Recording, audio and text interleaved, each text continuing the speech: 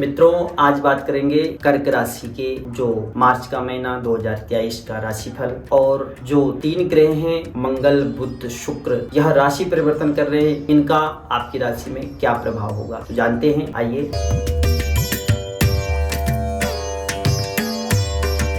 प्रणाम, जय श्री राधे। मित्रों, आपका कर्क राशि या कर्क लगन आप चंद्री कुंडली से या लगन से भी आप इस फल को मैच कर सकते हैं। कर्क लगन वालों के लिए देखा जाए तो जिनकी कर्क लगन होता है उनको अक्सर देखा गया है कि बचपन में ही उनको घर से बाहर रहना पड़ता है, घर से दूर रहना पड़ता है, यानी बचपन में ही उनको घर को त्याग करके अपनी जिम्मेवारियां उठानी पड़ी और उनके लिए फायदेमंद भी रहता है, उसका लाभ उनको बाद में अच्छा रिजल्ट मिल जाता है। तो आइए जानते हैं। अभी मंगल आपके लाभ स्थान में संचार कर रहा है, जो कि 13 तारीख के बाद आपके द्वादश घर में आ जाएगा। द्वादश घर खर्चे का घर होता है और यहाँ से विदेश यात्रा इत्यादि कई और चीजें भी देखी जाती है। तो आपके जब द्वादश घर में मंगल आएगा तो ये आपको एक तो विदेश यात्रा अवश्य कराएगा। अगर कोई विदेश यात्रा जाना चाहता है या कई दिनों से उनके काम नहीं बन रहे हैं तो इस 13 मार्च के बाद आपका योग पूर्ण योग बन रहा है और आप अवश्य विदेश यात्रा जाएंगे,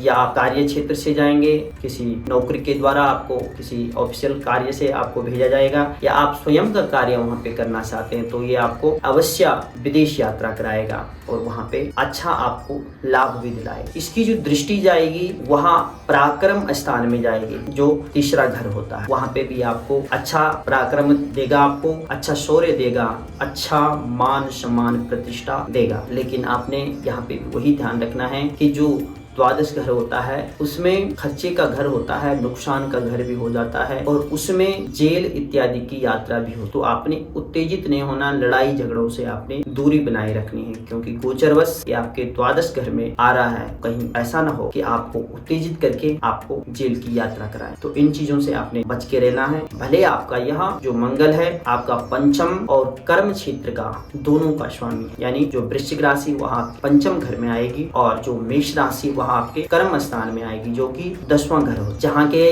राहु पहले से ही बैठ रखा है। तो इसीलिए मैंने आपको कहा कि आप लड़ाई झगड़ों से दूरी बनाए, जितना भी हो सके। तो आपने जो अच्छे कार्य होते हैं, सात्विक कार्य होते हैं, वही करने हैं। जो नंबर 2 के कार्य होते हैं उनसे दूरी बनाए रखें, जिससे कि आपको कोई नुकसान ना हो, किसी परेशानी में ना आना पड़े। बात करते हैं बुध ग्रह की। बुध आपका अष्टमेश में अभी चल रहा है, जो कि सूर्य शनि के साथ बैठा हुआ है। इस समय आपको स्वास्थ्य से संबंधित थोड़ा सा दिक्कत रहेगी, कंधों में, पैरों में या दांतों में और आंखों में, या आपका शरीर में, इन जगहों पे इसका इफेक्ट होगा, क्योंकि शनि सूर्य बुध यह अष्टम घर में बैठ सकते हैं। तो इसके कारण से आपको स्वास्थ्य संबंधी दिक्कत रह सकती है। कर्म क्षेत्र में शनि की दृष्टि है, नीच घर उनका पड़ेगा मेष राशि, वह कर्म स्थान। तो आपसे कुछ कार्यों में विलंबता आएगी, जो आपको आलस्य के कारण आपके जो कार्य हैं उसमें पूरे नहीं हो पाएंगे, या कुछ ना कुछ गड़बड़ी हो जाएगी कार्य क्षेत्र में। ये महीने की शुरुआती की। बाकी 13 तारीख के बाद आपका कार्य जो है अच्छा चलेगा और उसमें आपका मन भी लगेगा और आपके कार्य अपने आप बनते जाएंगे। बुध आपका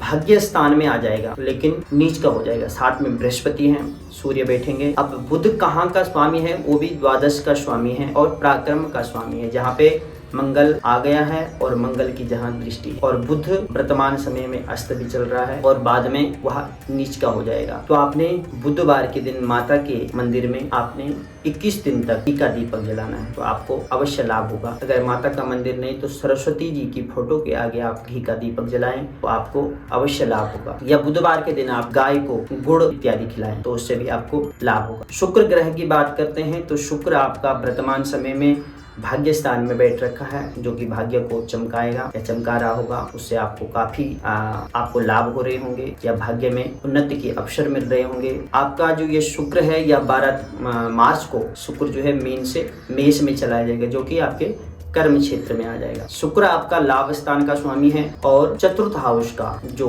कुटुंब का घर होता है, सुख भाव होता है, वहां का स्वामी आपका शुक्र है और 10वें घर में आ जाएगा। तो इसकी दृष्टि भी सुख घर में जाएगी, सुख भाव में जाएगी। तो शुक्र जो है सुख का द्योतक है, लग्जरी लाइफ का द्योतक है। तो कहीं ना कहीं आपको सुख सुविधा जो आप लेना चाहते हैं उसमें आपको बढ़ोतरी करेगा, चाहे वह घर के सुख सुविधा के जो भी सामान होते हैं या गाड़ी इत्यादि या घर इत्यादि। तो ये आपको अवश्य वहाँ से लग्जरी लाइफ, लग्जरी जो कंफर्ट जोन होता है उसमें आपको रखेगा और उसका आनंद उठवाएगा।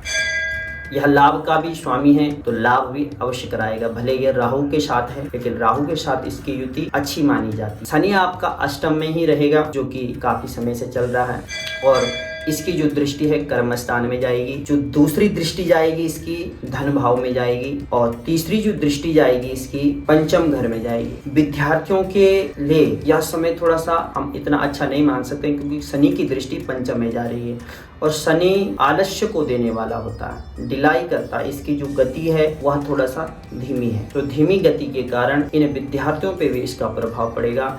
लेकिन विद्यार्थियों ने क्या करना, बच्चों ने आलस्य को त्यागना और ब्रह्म मुहूर्त में उठ करके आप जो कार्य करना चाहते हैं, जो पढ़ाई करनी है, उस कार्य को आप ब्रह्म मुहूर्त में करिए तो अवश्य आपको लाभ होगा। आप पढ़ाई में अच्छे नंबर ला सकते हैं और अच्छा जीवन में प्रगति कर सकते हैं। तो मित्रों, ये रही बात इन ग्रहों की मार्च के महीने का जो राशिफल है कर्क राशि वालों के लिए। आज के लिए इतना ही।